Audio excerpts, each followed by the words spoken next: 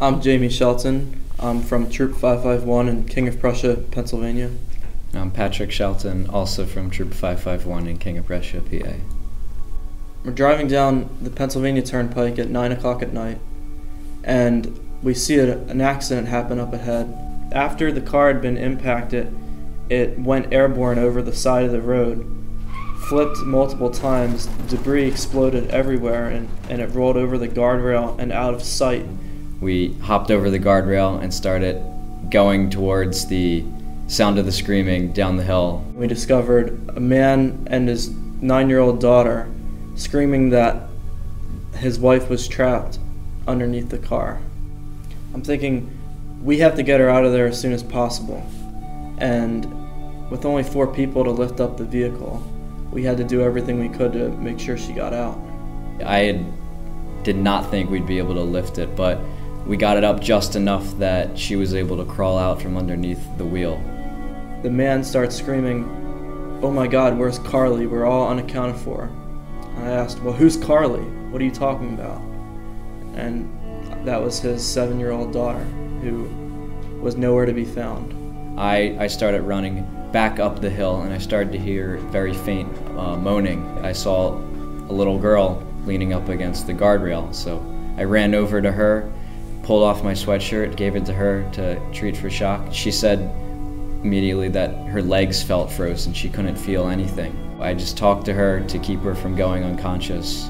From the accident, she was taken in an ambulance to Abington Hospital, and then once they realized how critical of a condition she was in, she was airlifted to CHOP.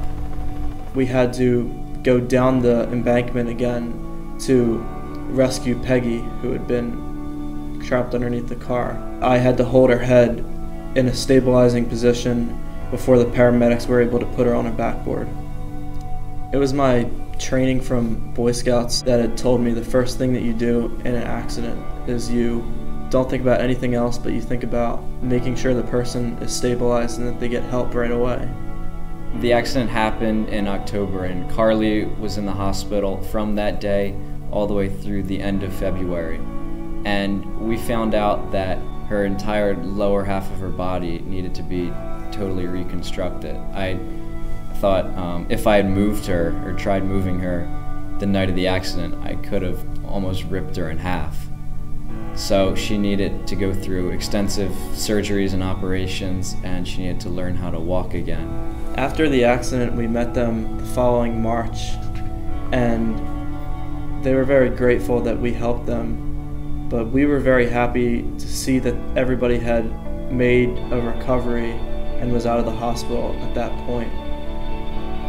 Carly may never walk properly again, and Peggy will always have pain in her hips and in her neck, but everybody survived, and it was just nice to be able to see that what we did ended up with a positive result. Seeing Carly just look in almost reverence that if this total stranger wasn't there, that she might not even be alive to be having any of those experiences, to live a full life.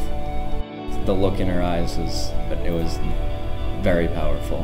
My scout training taught me to think of nothing else but the victim's safety first. The victim is the most important person, and you have to make sure that they get help. You have to make sure that if nobody else is doing anything, then you have to be the one to do it. If we had waited those 10 minutes for the paramedics to arrive, Peggy could have been crushed by the weight of the car, or Carly could have gone unconscious from no one finding her on the side of the road and could have died on the spot.